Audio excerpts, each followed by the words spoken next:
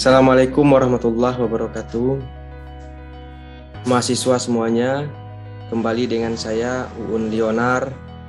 Pada kesempatan ini kita akan membahas dan mengulas mengenai definisi sejarah politik. Apa itu sejarah politik? Nah, kata ini tentu harus kita tinjau melalui dan memahami kata sejarah dan politik itu sendiri. Nah, kata sejarah, sebagaimana yang saudara-saudari ketahui, bahwasanya sejarah berasal dari kata sejaratun yang berasal dari bahasa Arab. Sejaratun adalah artinya pohon atau silsilah. Nah, oleh banyak ilmuwan, terutama di Indonesia, kata sejarah ini diartikan oleh banyak ilmuwan, salah satunya seperti Sartono Kartodirjo yang mengatakan bahwasanya sejarah merupakan gambaran tentang masa lalu manusia dan sekitarnya sebagai makhluk sosial yang disusun secara ilmiah. Nah, kemudian oleh Sidi Ghazalba juga mengartikan sejarah sebagai peristiwa atau kejadian masa lalu pada manusia berupa fakta dan tafsiran, penjelasan yang menggambarkan kejadian tersebut, serta disusun secara ilmiah supaya dapat dan mudah dipahami. Nah, kemudian oleh Ismaun mengartikan sejarah sebagai cerita atau kisah, kejadian atau peristiwa, dan studi atau ilmu pengetahuan tentang cerita dan yang benar-benar telah terjadi atau berlangsung pada waktu yang lalu. Nah, kemudian kita akan mencoba juga memahami arti kata dari politik. Apa itu politik? Nah, ini menurut Miriam Budiarjo, seorang ilmuwan politik, yang mengartikan politik itu merupakan berbagai kegiatan atau aktivitas dari suatu sistem politik, ya, yang menyangkut suatu proses menentukan tujuan-tujuan serta melaksanakan tujuan-tujuan tersebut. Nah, di dalam politik setidaknya terdapat 5 aspek yang mendasari perumusan definisi politik sendiri. Di antaranya negara. Nah, bicara politik kita bicara tentang negara. Nah, bagaimana mengatur dan mengelola sebuah negara? Tentu ini berkaitan dengan kepemimpinan, ya. Kemudian aspek lainnya adalah kekuasaan. Nah, dalam ilmu politik kita bicara tentang kekuasaan, bagaimana kekuasaan itu dijalankan, bagaimana kekuasaan itu didapatkan, dan bagaimana kekuasaan itu dipertahankan, ya. Nah, kemudian juga berkenaan dengan pengambilan keputusan. Nah, setelah kekuasaan itu didapatkan, tentu ada keputusan-keputusan yang harus diambil dalam kepemimpinan negara, dalam suatu kepemimpinan. Nah, keputusan-keputusan itu tentu untuk orang banyak, untuk warga negara. Nah, bagaimana pengambilan itu dilakukan? Nah, ini menjadi kajian politik juga. Apa dampak dari pengambilan keputusan itu? Nah, dari hulu sampai hilir itu dilihat bagaimana dampak dari suatu pengambilan keputusan. Nah, kemudian politik juga berkenaan dengan kebijakan. Nah, ini juga berkenaan dengan bagaimana kebijaksanaan dari seorang pemimpin, ya, atau seorang pelaku politik yang seorang yang berkuasa atau kekuasaan yang dipegang oleh seseorang, bagaimana kebijakan-kebijakan itu diambil. Dan kebijakan itu berdampak baik untuk orang banyak, tentu untuk warga negara, ya. Nah, apakah kebijakan itu berdampak baik? Apakah kebijakan itu berdampak buruk? Atau bagaimana kebijakan itu dibuat? Nah, ini menjadi bahasan juga dalam politik. Kemudian, yang kelima atau yang terakhir, pembagian atau alokasi. Nah, ini berkenaan dengan bagaimana kepemimpinan atau kekuasaan itu dijalankan. Tentu ada tupoksi-tupoksi yang dikerjakan, ya. Nah, seorang presiden tentu punya bawahannya, yaitu menteri-menteri yang punya bidangnya masing-masing, seperti menteri perekonomian, menteri keuangan, menteri pertanian, ya, menteri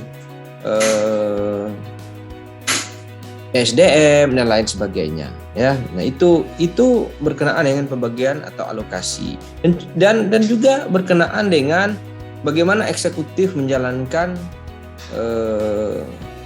tupoksinya. Kemudian bagaimana DPR atau Dewan Perwakilan Rakyat sebagai lembaga legislatif menjalankan hak dan kewajibannya, dan juga yudikatif tentunya. Nah, kemudian dari pengertian sejarah dan politik di atas, maka kita dapat melihat apa pengertian dari sejarah politik itu sendiri.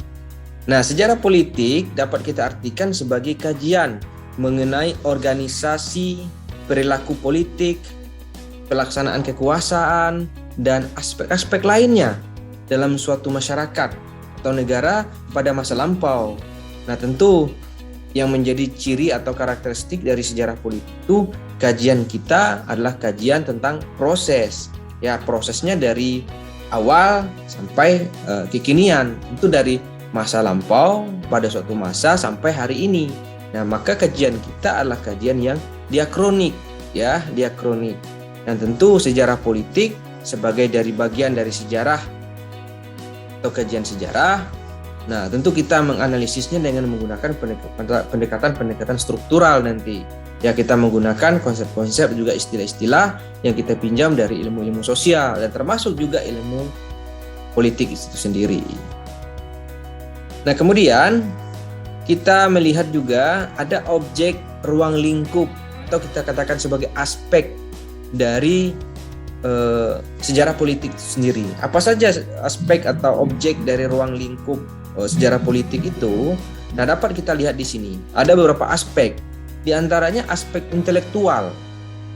Nah, sejarah politik ini berkenaan dengan aspek intelektual. Ruang lingkupnya itu salah satu. Nah, mengenai pemikiran politik. Nah, bagaimana pemikiran politik itu dibangun? Nah, oleh Herbert Feist, dia pernah melakukan atau meluncing sebuah buku, ya, membuat sebuah buku yang berjudul Pemikiran Politik Indonesia. Dia mengamati bagaimana pemikiran-pemikiran politik pada awal Indonesia merdeka. Nah, banyak sekali pemikiran-pemikiran politik ketika itu. Nah, ini melahirkan sebuah pemikiran, ya. Nah, itulah aspek intelektual dalam kajian sejarah politik. Kemudian ada aspek konstitusional. Nah, ini berkenaan dengan apa? Sejarah politik membahas mengenai struktur pemerintahan, ya, undang-undang serta dasar-dasar pembuatannya. Nah, kita melihat ini. Nah, ada juga kita kenal sebagai sejarah konstitusional atau sejarah konstitusi. Nah, salah satunya adalah kajian dari sejarah politik itu adalah aspek konstitusional. Sebagai contohnya, kita dapat melihat buku karangan Endang Saifuddin Ansyari yang berjudul Piagam Jakarta itu, sejarah konsensus nasional antara nasionalis, Islam dan nasionalis sekuler tentang dasar negara Indonesia. Ya, berikutnya aspek institusional. Nah, ini mengenai lembaga-lembaga politik seperti partai politik, ya. Nah, kita akan melihat sejarah politik akan juga membahas mengenai bagaimana partai politik itu dijalankan, bagaimana dinamika partai politik itu. Nah, bagaimana kekuasaan di dalam tubuh partai politik itu sendiri didapatkan, juga dilihat. Nah, atau bagaimana partai politik itu mempengaruhi masanya, ya, atau melakukan pendidikan politik terhadap masyarakat banyak. Nah, ini juga aspek institusional, peran dari partai politik atau institusi lain yang juga berhubungan dengan politik itu sendiri. Nah, sebagai contoh, kita bisa melihat karangan dari Delir Nur, ya, dengan bukunya yang berjudul Partai Islam di Pentas Nasional pada tahun 1945 hingga 1965. Nah, ini Delir Nur mencoba untuk melihat bagaimana Partai Islam pada masa itu, ya, membangun citra, ya, lalu kemudian membangun kepercayaan di tengah masyarakat, di tengah bangsa atau negara yang baru lahir.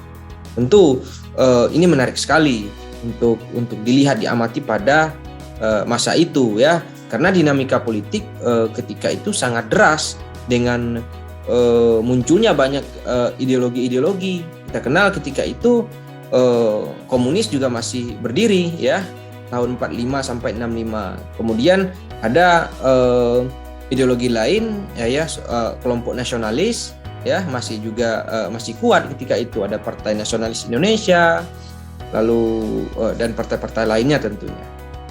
Nah, kemudian ada aspek behavioral. Nah, ini berkenaan dengan perilaku negara dan partai politik dalam gagasan dan tindakannya. Ini berkenaan dengan perilaku, bagaimana sikap-sikap atau hal-hal yang dibangun oleh suatu negara atau partai politik ya dalam gagasan dan tindakan politiknya. Nah, kita bisa melihat karangan Clifford Geertz mengenai The Religion of Java. Nah, Clifford Geertz ini mencoba untuk membangun struktur ya dalam risetnya, melihat bagaimana pola yang terbangun di tengah masyarakat Jawa. Nah, dia membagi kelas santri, ada kelas abangan dan kelas priai di tengah masyarakat Jawa untuk melihat corak keislaman tentunya dalam politik tentunya. Nah, kemudian ada aspek sosial. Nah, ini mengenai dinamika kelompok dalam politik. Aspek sosial tentu banyak sekali kepentingan kelompok yang harus disalurkan. Banyak sekali kelompok-kelompok yang memiliki kepentingan. Nah, kelompok politik itu bukan hanya partai politik, tetapi juga kelompok-kelompok seperti buruh yang membutuhkan kebijakan-kebijakan yang pro terhadap buruh, ya. Lalu mahasiswa yang menuntut kebijakan-kebijakan yang pro terhadap rakyat. Nah, tentu ini aspek sosial yang menarik ya yang dibahas agar bagaimana terbangun dinamika politik. Nah, disinilah aspek sosial terlihat mengenai sejarah politik itu sendiri. Nah, kemudian ada aspek kajian komparatif mengenai perbandingan politik. Nah, ini banyak juga dibahas bagaimana kepemimpinan seorang presiden pada suatu masa dengan presiden lain dengan masa yang lain dengan tempo atau waktu yang berbeda.